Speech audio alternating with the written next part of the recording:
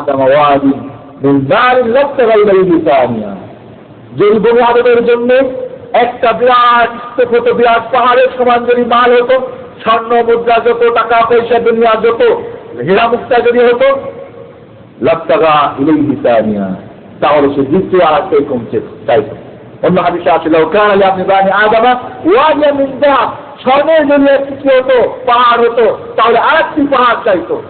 এইভাবে দুইটি হলে তিনটি, তিনটি হলে চারটি, চারটি হলে পঞ্চাশটি, 1 লক্ষ টাকা হলে 2 লক্ষ, 2 লক্ষ লক্ষপতি, হাজার লাখপতি হলে কোটিপতি, কোটিপতি হলে তারপরে আরো কিছু।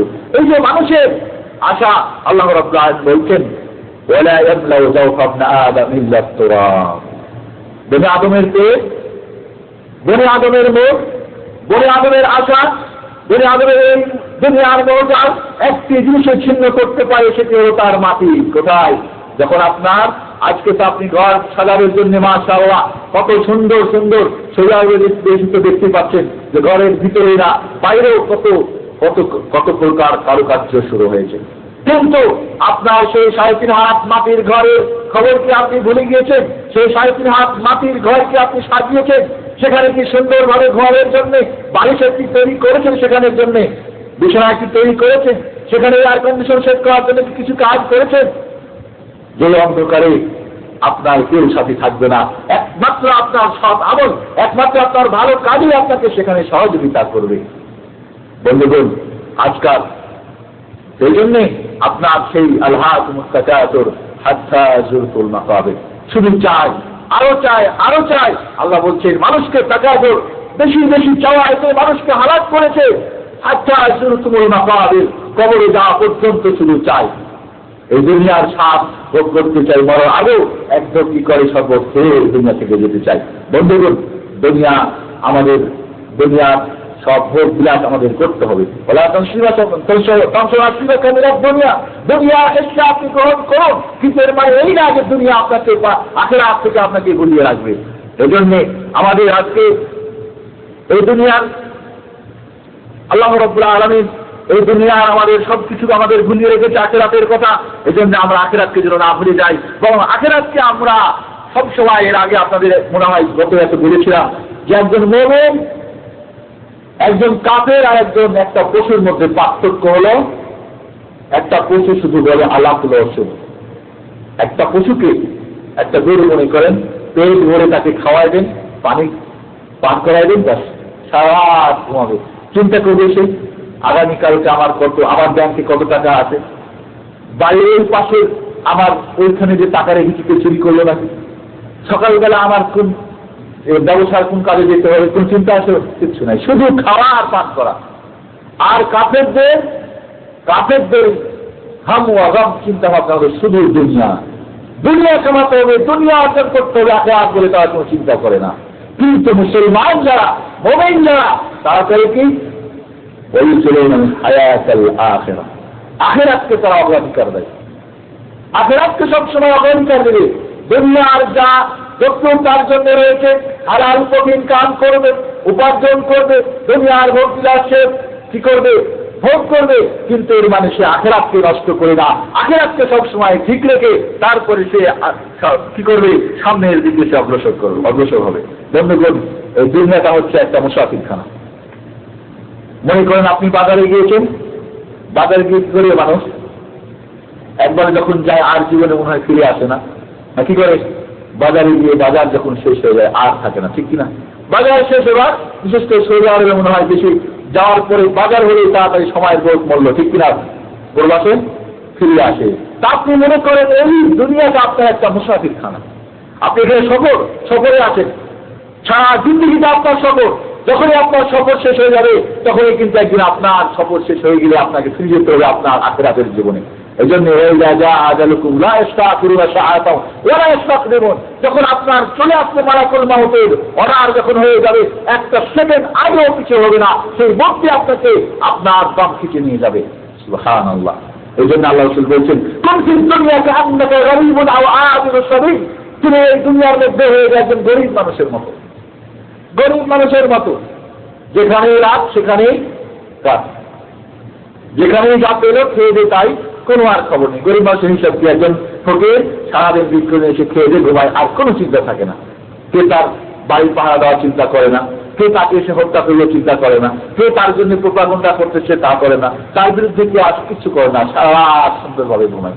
আপনি মনে করবেন নবী মুহাম্মদ রাসূলুল্লাহ সাল্লাল্লাহু আলাইহি ওয়াসাল্লাম বলছেন, কোন দুনিয়াকে আন্নাকা গারীব, এই দুনিয়ায় তুমি যেন একজন গরীব মানুষ এমনটা তুমি ভাবো, আমাদের শরীর, অথবা তুমি মনে করো একজন মুসাফির এসেছো, আবার চলে যাবে।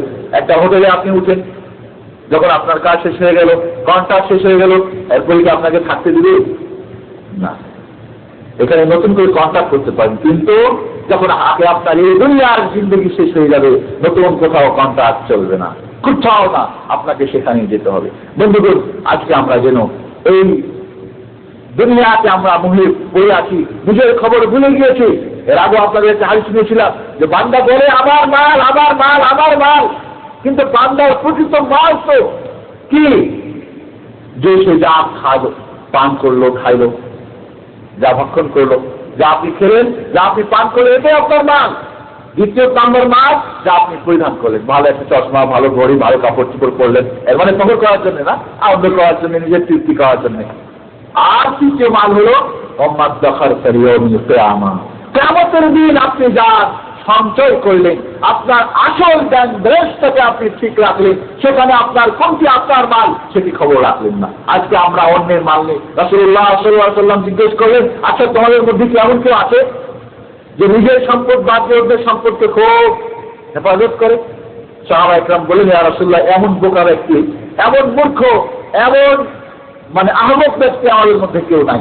আল্লাহ রাসূল বললেন, ব্যাপারটা তাই কি যে তোমরা নিজের সম্পদ বাদ দিয়ে কি করো? অন্যের সম্পদ নিয়ে তোমরা ব্যতিগ্রস্ত হয়ে যাও। যখন তুমি কেন তোমার মাল তো সেটাই যেটা তোমার সঙ্গে যাবে। মানুষ যখন মরে যায় সঙ্গে তিনটে জিনিস যায়, কিছু বন্ধু বান্ধব যায়, আপনি স্বজন যায় না, কবরস্থানে মাটিতে যায় কিনা, আর দ্বিতীয়ত কিছু মাল সম্পদ যায়, খাটটা যায় না, আর তৃতীয়ত যায় আমল, ফিরে আসে দুই থাকে, যায় একটি, কোনটি থাকে? আপনার এই দুনিয়ার সমস্ত কষ্ট অর্জিত মাল, ঠিক কিনা? কথা বলছেন না? জি না, থাকে আপনার সঙ্গে, আপনার মাল থাকবে না, থাকবে সঙ্গে আপনার শুধু আপনার আমল। কি করেছেন আপনি? ওই যে আজকে ইমাম সাহেব আয়াত পড়ে দিন আফসোস করবে, সুরা কাহাফ পড়ে দেখেন, হ্যাঁ আফসোস করবে নাই রে, এ কি কাণ্ড!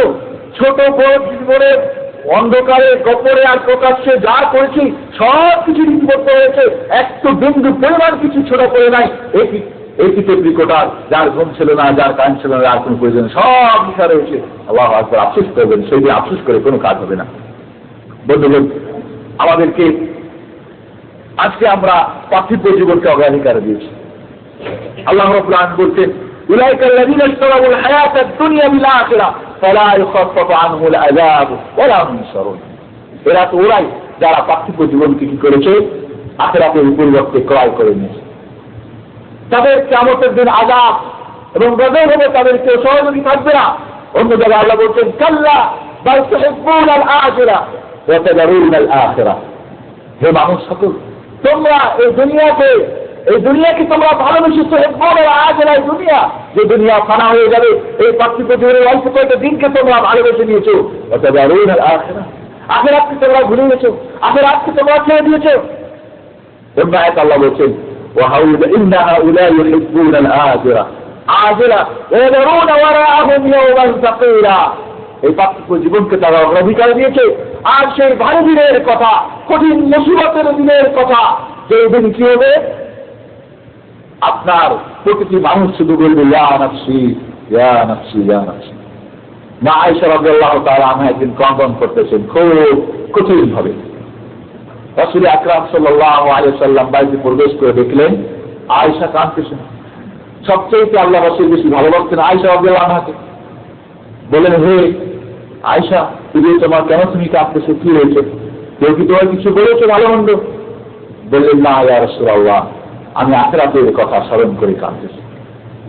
আপনি নবী, আপনি কি আমাকে কিয়ামতের দিন ভুলবেন না আমার স্মরণটা রাখবেন? বললেন, আয়েশা, সে কিয়ামতের দিন এমন একটা অবস্থা হবে, কেউ কেমন কথা ভাবতে পারবে না, সকলে শুধু বলবে ইয়া নাফসি ইয়া নাফসি ইয়া নাফসি। আমি তোমাকে কিয়ামতের মাঠে স্মরণ করতে পারবো না। আল্লাহ সে নবী তার তোমার স্ত্রী আয়েশা রাদিয়াল্লাহু আনহাকে ভুলে যাবে, আর আপনার ছেলে মেয়েরা যাদের জন্য এত কষ্ট,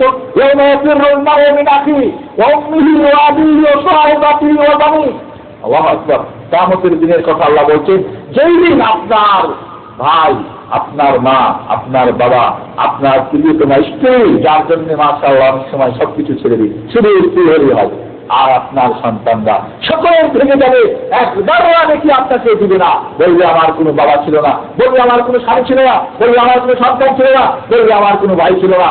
এখানে হাড় ভাঙা পরিশ্রম করে হয়তো ভাইকে কষ্ট করে ডাক্তারি পড়াচ্ছেন, অনেক ভাই জানি আমি নিজে এখানে কষ্ট করতেছেন, বলে ভাই দেশের ছোট ভাইদেরকে মাশাআল্লাহ লেখাপড়া করার জন্য নিজে যত রকম কষ্ট স্বীকার করতেছেন, বেশালী হয়তো বাদ দিয়েছেন, নিজের ছেলে মেয়েদের ভালোভাবে কথা হয়তো ভুলে গিয়েছেন, সেই ভাই আপনাকে একবার আমি যদি আপনাকে সহযোগিতা করবে, সেই দিনের কথা যদি আমরা ভুলে যাই বন্ধুগণ।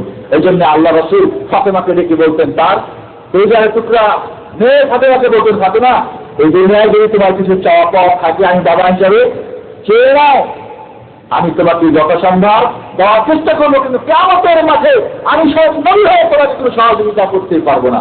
হে আমার ফুপু, হে আমার উমুক, দেখে দেখে তিনি বলতেন, তাহলে আপনি আমি কোথায় অবস্থা, কোথায় আজকে আমাদের অবস্থা? অনেক সময় কিন্তু আমরা বলে থাকি আমাদের কিছু পীর সাহায্য না, তাদেরকে আল্লাহ রাব্বুল ইজ্জত দান করি, তারা আমাদের দায় দায়িত্ব নাকি নিয়ে নেন, মরে যত পারলেই দায় দায়িত্ব হয়ে যায়, কবরের আজাব একটা কাগজ লিখে দিলেই নাকি সেখানে আর সেখানে আজাব হয় না। এমন যদি কাউকে আকিদা বিশ্বাস থাকে তো বন্ধুগণ সাবধান হয়ে যায়, কেউ কাউকে কোন সহযোগিতা করতে পারবে না, শুধু আপনার আমল আপনাকে সহযোগিতা করবে। এই জন্য মনে রাখতে হবে, বাইরে তো তিরুনাল হায়াতাদ দুনিয়া ওয়াল আখিরাতু খায়রু। আমরা তো পার্থিব জীবনকে অধিকার দিই, কিন্তু মনে রাখতে হবে যে আমাদের আখিরাতের জীবনে হচ্ছে কি আমাদের জন্য কল্যাণময়, ভালো। আল মাল ওয়াল বানুনা জিনাতুল হায়াতিদ দুনিয়া ওয়াল বাকিয়াতুস সালিহাতু খায়রুন ইনদা রাব্বিকা সাওয়াবান ওয়া খায়রুন আমালা। সম্পদ, ছেলে মেয়ে, এটা পার্থিব জীবনের সৌন্দর্য।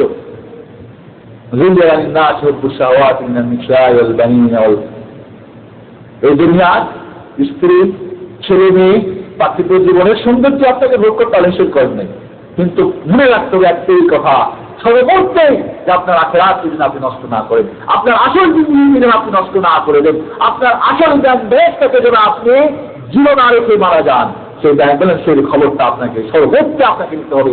কত আপনি দিলেন প্রতিদিন, কত ডলার, কত রিয়াল এই ব্যাংকে আপনি জমা করলেন, এই কথাটুকু শুধু আপনাকে স্মরণ রাখতে হবে। দুনিয়ার হালাল পথে আপনি যত কিছু জায়েজ পথে করেন, কোনো অসুবিধা নেই। এই জন্য আপনার মাল সব ছেলে মেয়ে, দুনিয়ার পার্থিব জীবনের সৌন্দর্য, কিন্তু সৎ আমল আপনার জন্য বাকি থাকবে। খায়রুন ইনদা রাব্বিকা, আল্লাহর কাছে ভালো, সাওয়াবান ওয়া খায়রুন আমালা, আপনার প্রতিদান এবং আপনি ভালো আশা করতে পারবেন, সেটাই আপনাকে পার করবে। আপনার ছেলে মেয়ে, আপনার বংশপদ আপনাকে পার করতে পারবে না। এই জন্য বন্ধুগণ, ফাআম্মা মান তাগা ওয়া আতাল হায়াতাদ দুনিয়া ফাইন্নাল জাহিমা হিয়াল মাওয়া। এর আগের মাসে এসে আপনাদের আলোচনা করেছিলাম এই দুইটা গুণের কথা, যে যারা পার্থিব জীবনকে অগ্রাধিকার দিল আর নিজেকে অভ্যস্ত হয়ে গেল, আল্লাহর নিয়ম কারণ আল্লাহর সীমা লঙ্ঘন করলো, এই দুইটি গুণ মাত্র মানুষকে তার স্থান জাহান্নামে বানানোর জন্য যথেষ্ট হয়ে যাবে। বন্ধুগণ, আজকে মানুষজনকে দেখা যায় ব্যবসা কেন্দ্রে মাশাআল্লাহ বড় ভিড়, মসজিদে কি ভিড় দেখা যায়? কথা বলেন একটু, দেখা যায়। আজকে মানুষজনকে দেখা যায় মাশাআল্লাহ দুনিয়া অর্জন করার জন্য বড় ব্যস্ত, কিন্তু যে আমল আপনাকে জান্নাতে নিয়ে যাবে সেই আমল কামালের জন্য, অর্জন করার জন্য ব্যস্ততা দেখা যায় না। হায় আফসোস, আজকে মানুষ এই দুনিয়াকে অর্জন করার জন্য এই সৌদি আরবের কত কষ্ট স্বীকার করতে আপনারা কি বাধ্য হয়েছে বা স্বেচ্ছায় করতেছে, কিন্তু আপনি একটু নামাজ 5 মিনিটের জন্য মসজিদে আসে নামাজ পড়ার জন্য কষ্ট স্বীকার করতে আপনি রাজি না। দুনিয়া অর্জন করার জন্য কত কষ্ট, বছরের পরে বছর ছেলে মেয়ে ভাই ভাই সবকে ছেড়ে, আপন দেশকে ছেড়ে, এই দুদুকার মরুভূমির মধ্যে কত কষ্ট কাজ, যা দেখলে চোখে পানি আসে। কষ্টের কথা শুনলে কানের মাশাআল্লাহ অনেক আল্লাহর বান্দা আছে, এতই কষ্ট দেয় তাদের অধীনস্থ যারা কাজ করে তাদের উপরে, মালদের উপরে, যেটা অকল্পনীয়। একদিন হয়তো এই কারণে তাদের উপরে এই কাজগুলি আসবে আমি বলে থাকি। যাই হোক, আল্লাহ তাদের হেদায়েত করুন। কিন্তু আখিরাতের জন্য, এক পাঁচ ওয়াক্ত নামাজ পড়ার জন্য, আল্লাহ রাসূলের দুটি কথা শোনার জন্য আজকে এখনো বহু চেয়ার খালি আছে। এই দিল্লি শহরে এই সমস্ত যা আছে ইসলামী সেন্টারের ঘর লোক সব ভর্তি হওয়ার মতো বাংলাদেশি নাই। কিন্তু কোথায় সেই ভাইরা? কোন জিনিস তাদের কাজকে নিয়ে গেছে এখান থেকে? কোন জিনিসটা আজকে নামাজ পড়তেও দেখলাম কিছু ভাই, বাঙালি ভাই হাত ধরে টানতেছেন, তো উনি যাচ্ছেন ওই দিকে। আল্লাহ, কেন? সময় কি না? সময় আছে। সারা রাত্রি টেলিভিশনের পর্দার সামনে ব্লু ফিল্ম দেখার সময় হয়, কেন এটা ইসলামিক সেন্টার একটা ঘন্টার সময় হয় না? কোন জিনিসটি তাদের ঢোকায় ফেলে রেখেছে? কোন মহাজার তাদের কাছে এই পথ থেকে বের হয়ে রেখেছে? একটি, যেটি একদিন সে চিন্তা করবে, কেমন যখন হয়ে যাবে, যখন মৃত্যু হয়ে যাবে, তখন বুঝবে যে হায় আফসোস, আমি কি করেছি। আল্লাহর কাছে বলবে, আল্লাহ পৃথিবীতে আবার একবার পাঠিয়ে দাও, একটি মুহূর্তের জন্য তোমার অপমানি করবো না। আল্লাহ বলবেন, না, হয়ে গেছে, তোমার কাছে কিতাব এসেছিল, হাদিস হয়েছিল, রাসূল হয়েছিল, পয়গম্বর হয়েছিল, নবী হয়েছিল, কিন্তু তুমি কাজ হয় নাই, তোমার আর দ্বিতীয়বার যাওয়ার কোনো ক্ষমতা নেই, কোনো অবকাশ নেই, কোনো সুযোগ নেই। তখন আফসোস করে কোনো কাজ হবে না। এই জন্য বন্ধুগণ, আজকে যদি আমরা পার্থিব জীবনকে এভাবে যেভাবে দুনিয়া অর্জন করার জন্য কষ্ট করতেছি, এর যদি কিঞ্চিত করে যদি কষ্ট করতাম আখিরাত অর্জন করার জন্য, আমার আসল বাড়িটাকে ঠিক করার জন্য, তাহলে আমার মনে হয় খুব সহজে ইনশাআল্লাহ কিয়ামতের দিন পার পেয়ে যেতাম। আজকের 24টি ঘন্টার মধ্যে 16 ঘন্টায় ডিউটি করে, অনেক ভাই আমি শুনেছি 16 ঘন্টায় ডিউটি করে। এক ভাই বলে বললো আমি 20 ঘন্টার ডিউটি করি, মাত্র 4 ঘন্টা, এর মধ্যে খাওয়া দাওয়া কমসম। আল্লাহ, আর আখিরাতের জন্য 1 ঘন্টা 24 ঘন্টার মধ্যে বাজেট করতে আমরা পারি না। আজকে যদি আমরা দুনিয়ার যদি 5টা দিন কি করে 5 রিয়াল যদি ব্যাপার স্যাপার হয়ে যায় বন্ধুর সঙ্গে, একেবারে ঘনিষ্ঠ বন্ধুর সঙ্গে যদি 5 রিয়ালের হিসাবে কম বেশি হয়ে যায়, তাহলে দেখে ফায়ার হয়ে যেন তাকে এই দুনিয়া থেকে বিদায় করবো। সেদিনকে এক জায়গায় গিয়ে শুনলাম যে তোকে ব্রাশ করে দেবো, মানে 5 রিয়াল নিয়ে হয়েছে তোরে খতম করে দেবো। কিন্তু যদি তার আখিরাতের যদি যদি ক্ষতি হয়ে যায়, আখিরাত সম্পূর্ণ যদি নষ্ট হয়ে যায়, তবু আল্লাহর বান্দা একটুকু তার মধ্যে রাগ আসে না, গোসা হয় না, আফসোস হয় না। দুনিয়ায় যদি 5 টাকা নষ্ট হয়, আফসোস করে হাইলে কেন ওখানে গেছিলাম, বন্ধু বান্ধবের কারণে 5 রিয়াল নষ্ট হয়ে গেলে এত কষ্ট হচ্ছে। কিন্তু আখিরাত যদি নষ্ট হয়ে যায়, আমার বন্ধু একটি মুহূর্তের জন্য চিন্তা করেন না। এই জন্য আল্লাহ রাসূল বলছেন, আল কাইয়িসু মান দারা রাসা, সে চালাক ব্যক্তি ওই যে তার নিজের নফসকে হিসাব করলো, ও আমিল আলিমা আবাদ আল মাউত, আখিরাতের জন্য মৃত্যুর পরের জন্য কি করলো, প্রস্তুতি গ্রহণ করলো, আমল করলো, সেই ব্যক্তি চালাক। আমার তো মনে করি চালাক মাশাআল্লাহ, হালাল পথে হোক আর হারাম পথে হোক, যে কোনো কারবার করে এই দুনিয়ায় বড় কিছু হতে পারলে মাশাআল্লাহ ওরা চালাক, ওর দেখবে সবাই নাম করে বহুত চালাক। কিন্তু যদি একজন মানুষ সৎ পথে চলতে চায়, বলবে এটা বোকা, কিছুই বোঝে না। নিজের স্ত্রীও বলবে বোকা, নিজের ছেলেও বলবে বোকা, নিজের মা বাবাও বলবে বোকা, ভাই আপনি সঙ্গে বোকা টুকি, এত বড় সুযোগ পেয়ে কিছুই করলি না।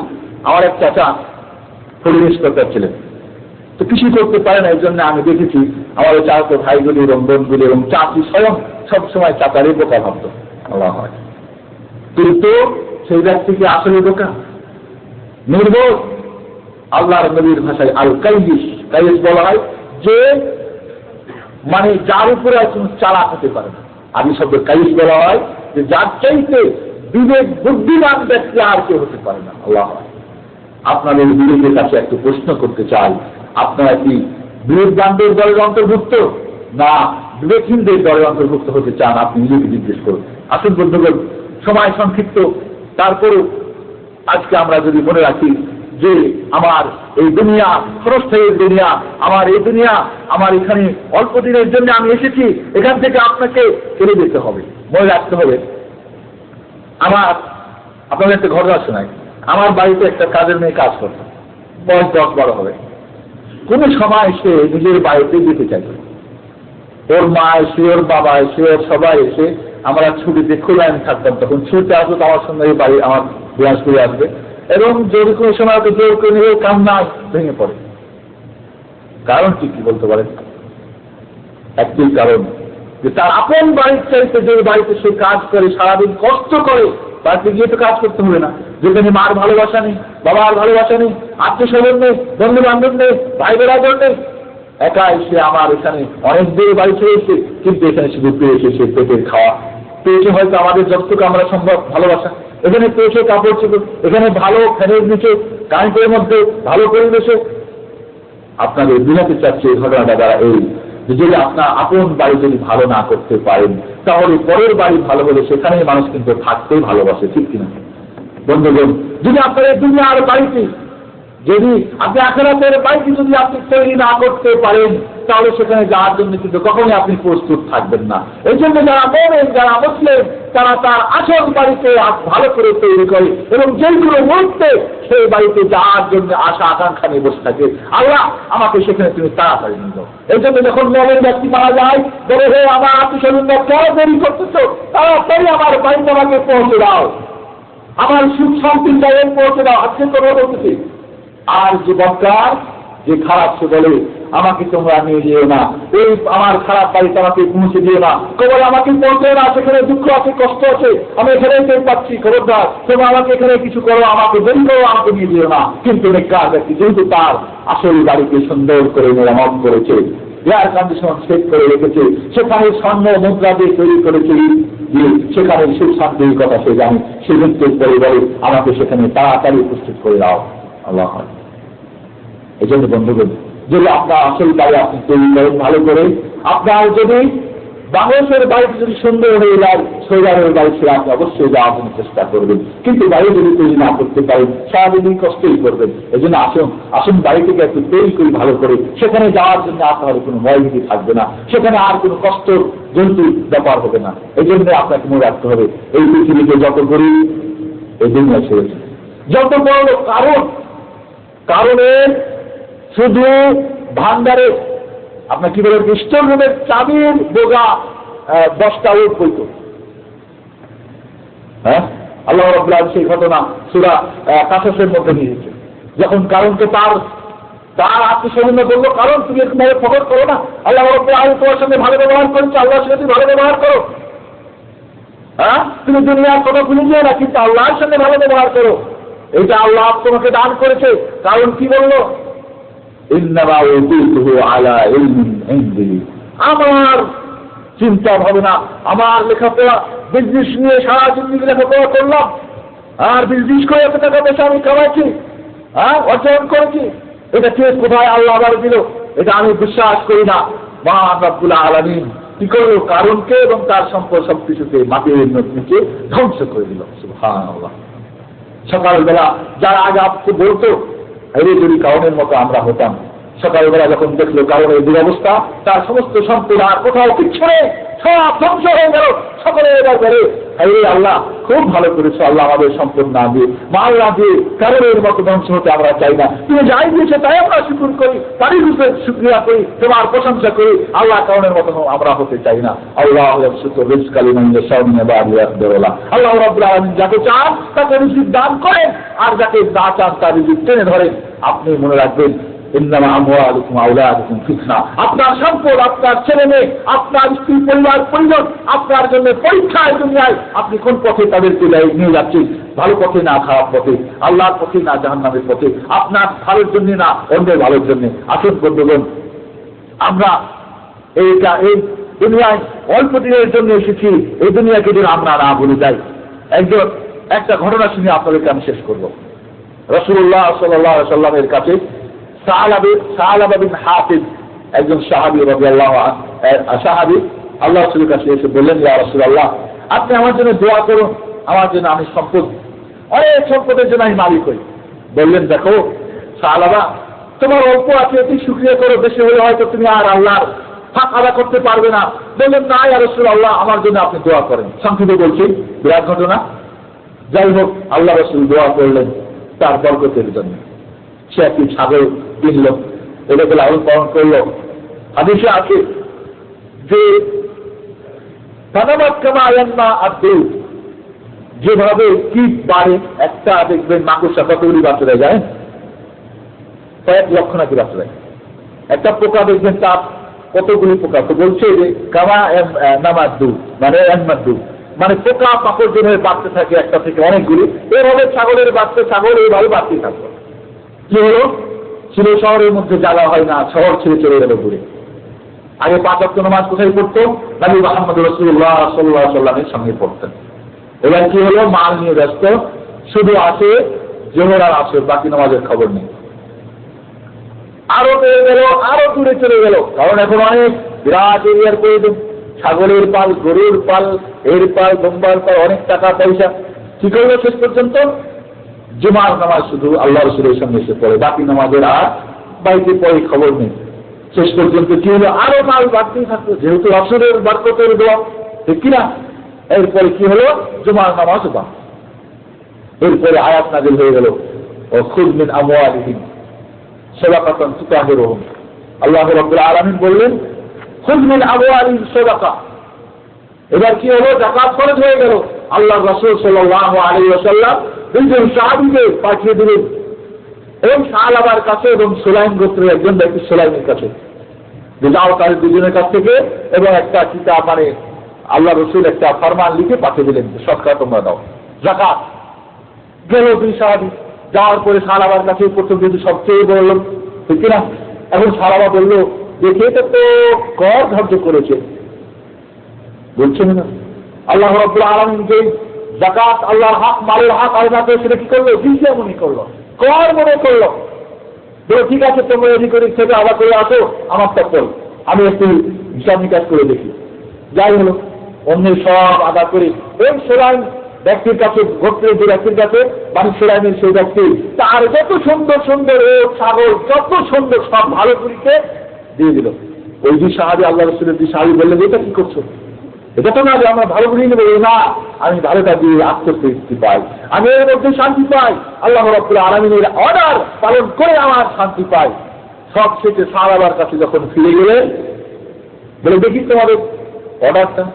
অর্ডার দেখে বললো, না, এটা একটা কর ধার্য, এটা জুলুম, এটা আমি দিতে পারি, পরে আমি চিন্তা ভাবনা করবো। যাই হোক, ফিরে আসলেন দুই সাহাবী, আল্লাহ রাসূলের কাছে এসে বললেন এই ঘটনা। আয়াত নাযিল হয়ে গেল, ওমিনহুম মান আহাদাল্লাহু আলাইহি আতানা মিন ফাদলিহি লানাসাদাকান্না। তোমাদের মধ্যে এমন কিছু মানুষ আছে আল্লাহর সঙ্গে ইকরার করে, হাত করে, ওয়াদা করে যে আল্লাহ যদি আমাকে অর্থ সম্পদ দাও তাহলে আমি কি করবো? তোমার পথে খরচ করবো। আমাদের শহরে একটা সবচেয়ে মানে কঠিন অবস্থায় একটা ছেলে, যুবক, বয়স অল্প, কত হবে, 25 হতে হবে, মানে তার কষ্টের শেষ নেই। সৌদি আরব এসেছে, একটা মানুষ করেছিল যে যদি সৌদি আরবকে আমি টাকা পয়সা ইনকাম করতে পারি 10,000 টাকা আমি মসজিদে দান করে দেবো। বেচারা তার নিয়ত অনুযায়ী 10,000 টাকা বেশি পাঠিয়েছে, কিন্তু তার আত্মীয় স্বজনরা সেই টাকা দিয়ে অন্য কিছু করেছে। এবং সে বলছে যে আমার মনে হয় সেই কারণে আমি আজকে দুই অবস্থা। আমি বললাম, প্রথম তুমি কাজ করে 10,000 যখনই হবে তখনই তুমি দেশে পাঠিয়ে দেবে। তারা অর্ডার করেছে আল্লাহর সঙ্গে। যাই হোক, এরপরে তার আবার কাছে গিয়ে তার আত্মীয় স্বজন বলল যে এই ঘটনা আয়াত নাযিল হয়েছে তোমার সাথে, আল্লাহ রাসূল তোমার বিরুদ্ধে তোমার জন্য হালাকতের দোয়া করেছে। সাহাবাদের গিয়ে আল্লাহ রাসূলের কাছে গিয়ে পড়ে বললেন, ইয়া রাসূলুল্লাহ, আমার সমস্ত মাল আপনি নিয়ে, আমি কিছুই চাই না। আল্লাহ রাসূল বললেন, না, তোমার মাল আমি গ্রহণ করতে পারি না, রব্বুল আলামিন আমাকে নিষেধ করেছে, তোমার সম্পদ আমি গ্রহণ করবো না। আল্লাহ রাসূল করলেন না, সব তার যাকাত কবুল করলেন না। আবু বকরের যুগে আবু বকরের কাছে এসে অনেক অন্যায় করেছে, তিনি গ্রহণ করলেন না। ওমরের যুগে ওমরের ঘটনাটা আরো গেলেন শক্ত মানুষ, যে যাকে রাসূল তারিয়ে দিয়েছে তার গ্রহণ করতে পারি না। হযরত উসমানের যুগে এই সাহাবা বিন হাতিব ইন্তেকাল। বন্ধুগণ, এই দুনিয়ার মনোজাল আমাদের জন্য আমাদেরকে ভুলে না রাখে। আসুন, আমি আর বাড়াতে চাই না। আজকে আমরা দুনিয়ার কারণে আমাদের আখিরাতকে যেন আমরা নষ্ট না করি। আসুন, আখিরাতের কথা আমরা ভুলে না যাই। আল্লাহ রাব্বুল আলামিন আমাদের এই আল্লাহ রাসূল বলছেন যে আমি তোমাদের উপরে ভয় করি না তোমরা ফকির হয়ে যাবে, তোমরা খাওয়া পাবে না, মিসকিন হয়ে যাবে। বরং আমি ভয় করি তোমাদের সমস্ত দুনিয়ার জগৎ তোমাদের কাছে চলে আসবে, তারপরে তোমরা দুনিয়া নিয়ে ব্যতিব্যস্ত হয়ে যাবে। দুনিয়া কামানোর জন্য, দুনিয়া অর্জন করার জন্য একে অপরে প্রতিযোগিতায় নেমে যাবে এবং তোমরা আখিরাতকে ভুলে যাবে। যেভাবে তোমাদের অতীতের কওমরা, জাতিরা দুনিয়ার মোহে তারা হালাক হয়ে গেছে, তোমরাও হালাক হয়ে যাবে। এই কথায় আমি ভয় করি। আসুন, আখিরাতকে আমরা কিভাবে আমরা দুনিয়ার মোহজাল থেকে আমরা বাঁচবো। প্রথমত আপনাকে মনে করতে হবে কবরের দিকে লক্ষ্য করুন। আপনার আগের সবাই কবরে গিয়েছে, আপনাকেও যেতে হবে। কারণ এর মতো মালদার যদি কবরে গিয়েছে তাহলে আপনার কোনো রেহাই নেই। কবর থেকে নসিহত অর্জন করুন। দ্বিতীয় উপায় হলো যে আপনাকে কোরআন এবং হাদিসের যে সমস্ত আখিরাত এবং আখিরাতের ভালো এবং দুনিয়ার অকল্যাণ সম্পর্কে আলোচনা করার যে সমস্ত আয়াত হাদিস আপনি পড়েন, তাহলে ইনশাআল্লাহ আপনি আখিরাতকে স্মরণ করতে পারবেন। আর বেশি বেশি করে কবর জিয়ারত করুন। আল্লাহ রাসূল বলছেন ফাজুরুহা ফাইন্নাহা তুযাক্কিরুল আখিরা, কবর জিয়ারত করো। আমরা তো ধরে নিয়েছি যে বছরে একদিন কি হবে, ওরস মোবারক হবে, সেদিন গিয়ে জিয়ারত করবো, ঠিক না? জুমার দিনে জিয়ারত করবো, সর্বরাতের দিনে বাবের মার করবে না। আলোচনা ফাজুরুহা, কোনো সময় নির্ধারণ নেই, রাতে দিনে দুপুরে সকালে যখন ইচ্ছা তখন এই করেন কি আপনার কবর জিয়ারতের মাধ্যমে আখিরাতের কথা আচরণ হবে। কারণ বাস্তব হযরত উসমান রাদিয়াল্লাহু তাআলা আনহু কবরের পাশে গিয়ে অঝর নয়নে কাঁদতেন কবরকে দেখে, পানি পড়ে ঝরঝর করে অশ্রুসজল হতো, পানি পড়তো টপটপ করে চোখের পানি, হাই এই কবরে আমাকে আসতে হবে। আসুন, যারা জান্নাতের সুসংবাদ পেয়ে যদি কবর দেখে এত বড়, যারা দুনিয়ার মোহজালে আপনাকে ডুবিয়ে রাখতে চায় তাদের সংস্পর্শ ছাড়ুন। কি করলে আপনি আখিরাতকে ঠিক রাখতে পারবেন এবং দুনিয়ার মধ্যে আপনি পেয়ে যাবেন না। বলছেন না, প্রথমত আপনি কবরবাসী থেকে ওসিয়াত গ্রহণ করুন যে সে তার কি অবস্থা হয়েছে আপনারও তাই হবে। বেশি বেশি করে কবর জিয়ারত করুন, তাহলে আপনাকে আখিরাত স্মরণ করে দেবে। তৃতীয়ত, যারা আপনাকে আখিরাত স্মরণ করে দেয়, যারা আখিরাতের কথা বলে, যারা দুনিয়ার মোহের জালের আপনার অনিষ্ট থেকে আপনাকে সাবধান করে দেয়, এমন মানুষদের সংস্পর্শে আপনি থাকার চেষ্টা করুন। এবং দুনিয়া নিয়ে যারা পাগল, তাই সাবুদ্দিন দিরহাম, টাকা পয়সার যারা বান্দা, তাদের সংস্পর্শ ছাড়ুন। চতুর্থ হচ্ছে আপনাকে আপনার সত্যিকার আপনার কোনটি অর্থ, কোনটি আপনার আসল বাড়ি, সেই বাড়ির কথা আপনি সচেতন করেন। মানে মহাসভা আপনি নিজে আত্মশুদ্ধি, আত্মসমালোচনা, আত্মপর্যালোচনা করার জন্য চেষ্টা করুন। চতুর্থ কারণ। 5 নম্বর হলো আল্লাহর শক্তি সম্পর্কে আপনি চিন্তা করুন। যদি কোনো মুহূর্তে আপনাকে দুনিয়া থেকে নিয়ে গিয়ে কবরের আযাবে আপনাকে ডুবিয়ে রাখতে পারবেন, জাহান্নামের আযাবের কথা স্মরণ করুন, তাহলে আপনি আখিরাতের কথা স্মরণ করতে পারবেন। আর এরপরে 6 নম্বর হলো যে আপনি জান্নাতের সুখ শান্তির কথা একটু ভাবুন। এই দুনিয়ার সুখ শান্তি কিচ্ছুই না।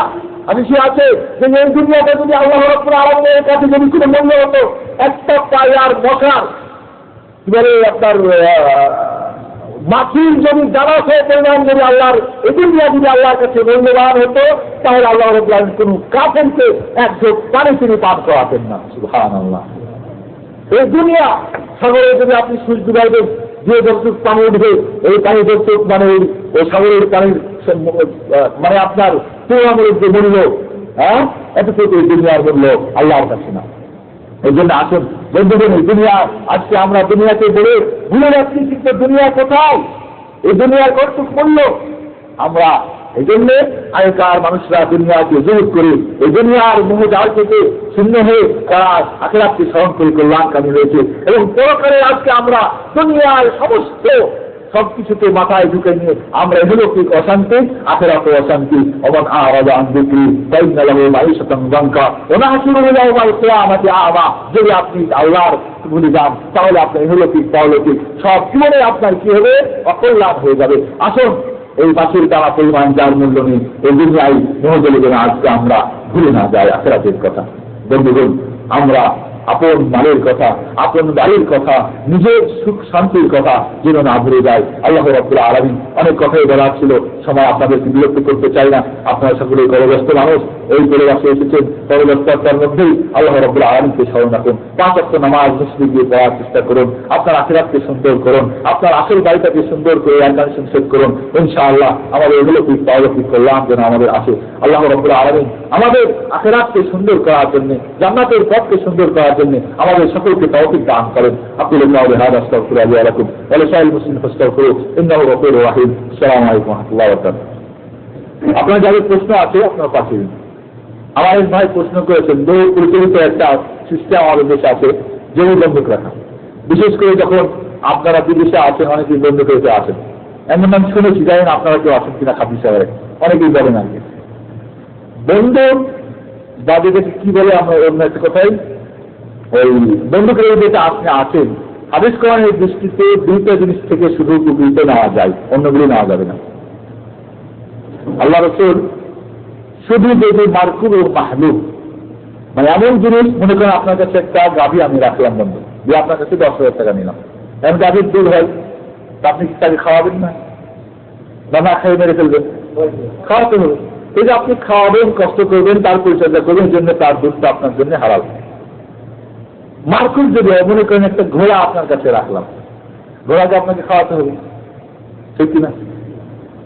এখন এই পরিচর্যার জন্য আপনি ঘোড়াকে যতটুকু তার পিছনে আপনি খরচ করবেন, ওই পরিমাণ আপনি আল্লাহ বান্দা ইমানকে আপনার মন্ত্রকে জিজ্ঞেস করবেন, ওই পরিমাণ ওই ঘোড়ার পিছিয়ে আপনি এদিক ওদিক চলে ঘুরতে পারবেন। এদের দিনে তাহলে যদি হোন্ডা হয় মোটরসাইকেল, আল্লাহ করে মোটরসাইকেল ভালো করে মুছে মাছে বেঁধে রেখে দিলে নষ্ট হবে না, কিন্তু ঘোড়া যদি বেঁধে রেখে দেন তাহলে ওখানেই শেষ হয়ে যাবে, হবে কিনা? এই জন্য মাহালুম এবং মার্কো যদি দুধ দেয় এমন পশু হয়, এমন জিনিস হয়, বা এমন জিনিস যার পিছিয়ে চলা যায়, ঘোড়া বা ওট বা গাধা বা যার পিছিয়ে চলে তার পিছনে খরচ করতে হয়, এমন জিনিস হলে শুধু উপকার নিতে পারবেন। তাছাড়া জমি হোক অন্য কিছু জিনিস হোক আপনি উপকৃত হতে পারবেন না। আপনার কাছে যদি আমি কি রাখি, জমি রাখুন 1 বিঘা বন্ধু, তাহলে ওই জমি থেকে আপনি কোনো উপকার, আপনি যদি আবাদ করেন সেটা ফল আমি পাবো, আমি যদি জমির মালিক। এতে পরে যে আপনি জমি কন্ট্রোল রাখেন, আমি করেন, আমাকে অর্ডার দেন, আপনি অর্ডার দেন, কিন্তু আমার দেশে প্রচলিত যেটা বন্ধুর সিস্টেম করে রেখেছে আজকে, সেটা কখনোই জায়েজ না, কখনোই জায়েজ না। সেখান থেকে যা কিছু তার ভালো আসবে সম্পূর্ণ মালিক, অরিজিনাল মালিকই পাবে, আপনি সেটার মালিক না। এই জন্য আমার দেশে করে কি জানেন, এর আবার তাও বাহানা করে এটাকে জায়েজ করার জন্য। এই জন্য আল্লাহ রাব্বুল আলামিন আপনার মনের খবর রাখেন, এরকম না আগে বরং ভাই আমার লিখেছেন যে আমি জমি ক্রয় করতে পারি না একবারে, এইভাবে আমার জীবন আল্লাহ রাব্বুল আলামিন অনেক পথ রেখেছেন, হালাল পথ ইনশাআল্লাহ বেছে নিন। হালাল পথের মধ্যে কি রয়েছে, আপনার বরকত রেখেছে আল্লাহ রাব্বুল আলামিন। হালাল পথে অনেক কিছু হবে, কিন্তু দেখবেন শেষ পর্যন্ত আপনার আখিরাত নষ্ট হবে। বেতন নামাজে এখানে দোয়া কুনুত পড়া হয় না কেন, এবং কেউ কেউ 2-3 রাকাত পড়ে বুঝিয়ে দেবে। বেতন নামাজ পড়া কারো মতে ওয়াজিব, কিন্তু ওয়াজিবের পক্ষে সেই ধরনের শক্তিশালী দলিল নেই। এই জন্যই বেতনের নামাজ 7 জন সাহাবী আল্লাহ রাসূলের কাছ থেকে বর্ণনা করেছেন। কজন সাহাবী? 7 জন। তার মধ্যে একজন মাত্র সাহাবী উবাই ইবনে কাব, একজন মাত্র সাহাবী আল্লাহ রাসূল দোয়া কুনুত পড়েছেন, এটা বর্ণনা করেছেন। 6 জন শুধু বেতনের নামাজ পড়েছেন।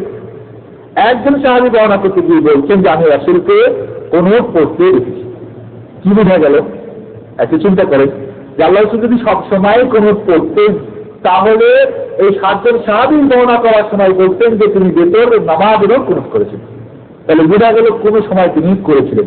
এর মানে উত্তম বা সুন্নতের আসল দিকটা হলো এই যে মাঝে মাঝে কুনুত করাটাই হলো উত্তম। তবে কোনো ভাই যদি সবসময় করেন নিষেধ নেই, বুঝছেন, নিষেধ নেই, কিন্তু ওয়াজিব করে দেওয়ার যে দলিল।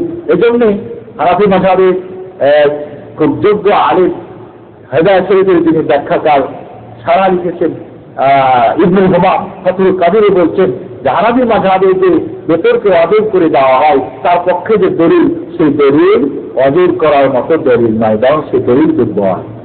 এজন্য এখানে কে কোথায় পড়লেন আপনি যদি প্রতিষ্ঠান করেন অসুবিধা নেই, এটা ওয়াজিব না, সুন্নত। কেউ যদি পড়ে আলহামদুলিল্লাহ, কেউ পড়ে না সেজন্য আপনি বাড়াবাড়ি করবেন না ইনশাআল্লাহ। এর মধ্যে সহজ পথ আমরা অবলম্বন করবো ইনশাআল্লাহ।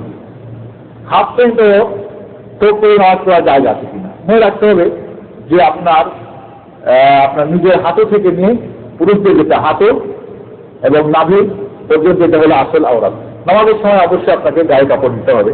এখন কথা হচ্ছে হাফ প্যান্ট যদি হয় আর তার উপরে টোপ থাকে, তো জাস্ট আমরা যখন লুঙ্গি পরি দেখো আমরা লুঙ্গিতে আর কিছু করি না, তো শুধু টোপ করে তো নামাজ হবে।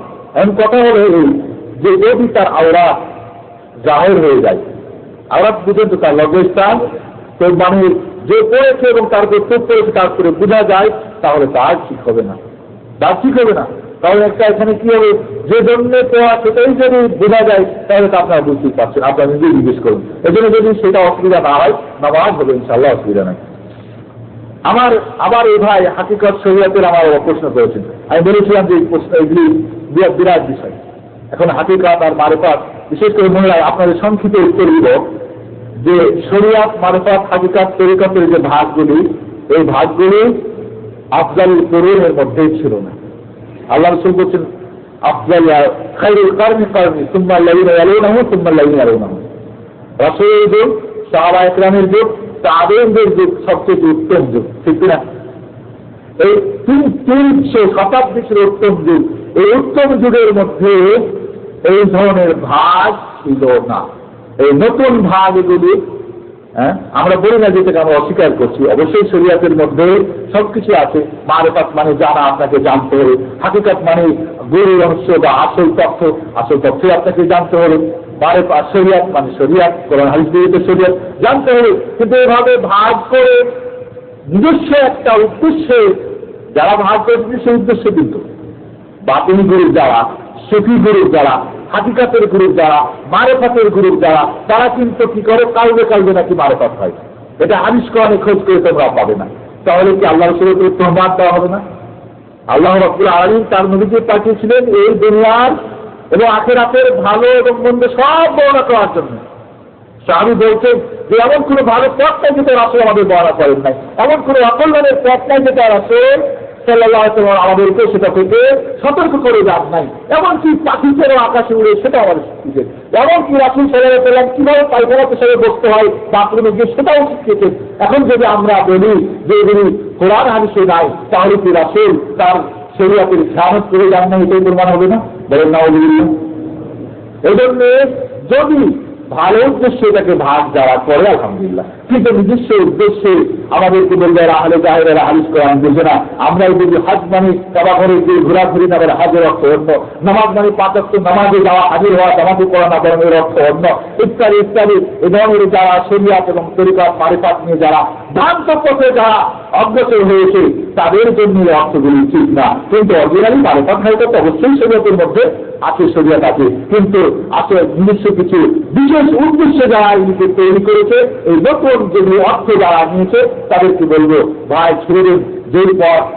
যেই পথ আফজালুল কুরুনে ছিল না, উত্তম যুগে ছিল না, সেই পথ ছেড়ে দিয়ে সাহাবায়ে কেরামদের পথ আমরা অনুসরণ করি, আমরা কল্যাণকামী হব। আল্লাহ রাসূল বলেছেন 73টি দল হবে আমার উম্মতের, 72টি হবে জাহান্নামী, একটি দল হবে জান্নাতে। সাহাবায়ে কেরাম জিজ্ঞেস করলেন সেই দলটি কারা ইয়া রাসূলুল্লাহ? আল্লাহ রাসূল বললেন আজকের দিনে মা আনা আলাইহি ওয়া আসহাবি, বিভিন্ন ভালো ভালো হাদিসগুলি হচ্ছে আজকের দিনে হুবহু যেভাবে আমি সাহাবায়ে কেরাম যেই পথের কঠিন, যেই মানহাজে আছি, যেই শরীয়তে আছি, যেভাবে নামাজ পড়ি, যেভাবে রোজা রাখি, যেভাবে হাজের অর্থ বুঝি, যেভাবে অর্থ বুঝি, হাদিসের অর্থ বুঝি, সেইভাবে যারা থাকবে কিয়ামত পর্যন্ত একটি দল, তারা এগুলো জান্নাতি, আর বাকি 72টি হলো জাহান্নামী। আমি জানি না শরিয়াত মারফতের বেয়াদবি করে এই অর্থ করতে গিয়ে অন্য পথের যেন কোনো আমার মুসলিম ভাইদের না হয়। দোয়া করবো যদি চলে যায় তারা যেন ফিরে আসতে পারে। এই জন্য এই অর্থগুলি নিয়ে আমরা বেশি ব্যতিব্যস্ত হলো না। যদি আবু বকর এই সমস্ত অর্থ না জেনে, সমস্ত ভাগ না জেনে যদি জান্নাতের সুসংবাদ পাই, আপনি কেন সেটা নিয়ে ব্যস্ত হয়েছে? ইমাম আবু হানিফা রাহমাতুল্লাহ আলাইহি, ইমাম শাফিঈ, ইমাম মালিক রাহমাতুল্লাহ রাহিমাহুল্লাহ জামিআ, তারা যদি হয়, আপনি কেন অন্য এত অর্থ নিয়ে ব্যস্ত হয়ে গেলেন? আসুন আমরা আসল পথ ধরে, রাসূলের পথ ধরে, সাহাবায়ে কেরামদের পথ ধরে, তাবেঈন ইমামদের পথ ধরে আমরা কল্যাণের পথে যাই, আখিরাতকে সুন্দর করি। আরেকটা প্রশ্ন আছে, দেখা যাচ্ছে এখানে একটি কাপড়ের কথা বলা হয়েছে, যে সাপ পেছনে একটা কাপড়ে আপনারা দেখেছেন কিনা মায়ের কথা। এই ঘটনাটা সম্পূর্ণ মিথ্যা। আমরা মদিনায় টেলিফোন করেছিলাম, মদিনা আমাদের ছাত্র ভাইয়েরা আছে, আল্লাহ করে মদিনা বিশ্ববিদ্যালয়ে আলহামদুলিল্লাহ আমার প্রায় 40-50 জন ছাত্র আমার পড়ে, তাদেরকে আমি টেলিফোন করেছি, ওখানে সাইডদেরকে জিজ্ঞেস করেছি, এবং শেষ পর্যন্ত সৌদি আরবের সবচেয়ে বড় ফকি এবং বড় মুফতি বর্তমানে তিনি কাশিমে থাকেন, তার ফতোয়া আমাদের ইসলামিক সেন্টারের ফ্যাক্সের মাধ্যমে পাঠিয়েছেন, যেটা সম্পূর্ণ ভিত্তিহীন, এর কোনো ঘটনা নাই। এরা এক শ্রেণীর মানুষকে ভয়ভীতি দেখানোর জন্য কোরআন হাদিসে ভয়ভীতি যথেষ্ট নাই। এইভাবে নতুন করে মিথ্যা মানুষকে এভাবে করার কোনো প্রয়োজন নেই। আর যে মক্কার যে শাইখের কথা বলছে তাকে টেলিফোন করে জানিয়েছি, তিনি বলেছেন যে এরকম জর্ডানে ঘটেছিল এই সেই, তার কোনো প্রমাণ নেই, সেখানেও আমরা টেলিফোন করেছি। আর বিশেষ করে আরেকটা আছে আবু আহমদের কথা আপনারা জানান নাই আমাকে, যখন তখন যে মদিনা শরীফের খাদেম স্বপ্ন দেখে হ্যাঁ, এত হাজার লোক মরেছে, সবাই জাহান্নামে, ইত্যাদি ইত্যাদি, এটাও সম্পূর্ণ মিথ্যা এবং জাল। এগুলি দিয়ে আপনারা ভ্রান্ত করবেন না। আসলে এই সমস্ত কাগজপত্রে এটা যে ছাপিয়ে দিলে তার ৮০,০০০ টাকা লাভ হয়েছে, যে এটাকে অপমান করেছে, তার মৃত্যু হয়েছে, নিয়ে আসুন আমার সামনে, বিসমিল্লাহ ছেড়ে রাসূল আল্লাহর নাম ছেড়ে দিয়ে তাকে আমি পা দিয়ে দড়ে দেবো, কিচ্ছু হবে না ইনশাআল্লাহ। কেউ মরে নাই, কেউ কারো লাভ হয় নাই, ধোঁকাবাজি, মিথ্যাবাজি, এই ধরনের একটা গ্রুপ আছে বাঙালিদের মধ্যে, বিভিন্ন ভাষাভাষী যারা একও ছড়িয়ে থাকে, এটি সম্পূর্ণ ভিত্তিহীন, এর কোনো প্রমাণ নেই। আসসালামু আলাইকুম ওয়া রাহমাতুল্লাহ। আবার আপনাদের ইনশাআল্লাহ এরপরে মাস হচ্ছে কি মাস? রজব, শাবান, ইনশাআল্লাহ প্রথম দিকে আপনাদের আসবো এবং প্রোগ্রাম সূচি আমি দিয়ে যাবো। তখন আমার আশা প্রত্যেক 2 মাস পর, মানে 1 মাস মধ্যখানে এরপরে আছে আমার প্রোগ্রাম। আপনাদেরকে আবারও আমার পক্ষ থেকে, ইসলামিক সেন্টারের পক্ষ থেকে অশেষ ধন্যবাদ জানিয়ে, যারা এই ইসলামিক সেন্টারে এই মাহফিলকে অনুষ্ঠিত করার জন্য শারীরিকভাবে চেষ্টা করেছেন, শ্রম দিয়েছেন, বুদ্ধি দিয়েছেন, আল্লাহ রাব্বুল আলামিন অর্থ ব্যয় করেছেন, আল্লাহ রাব্বুল আলামিন তাদের সেই অর্থকে কষ্টকে কবুল করে নিন। আল্লাহ রাব্বুল আলামিন আমাদের এখানে আশাকে আল্লাহ রাব্বুল আলামিন কবুল করে নিন। আল্লাহ রাব্বুল আলামিন এগুলো কি পাওয়ালি রব্বানা আতিনা ফিদ দুনিয়া হাসানা ওয়া ফিল আখিরাতি হাসানা ওয়া কিনা আযাবান নার। আল্লাহুম্মা ইগফির লানা ওয়া লিআবাইনা ওয়া লিউম্মাহাতিনা ولإخواننا ولأزواجنا ولذرياتنا ولجميع المؤمنين والمؤمنات والمسلمين والمسلمات على حين ولا مات يا أرحم الراحمين. السلام عليكم ورحمة الله وبركاته.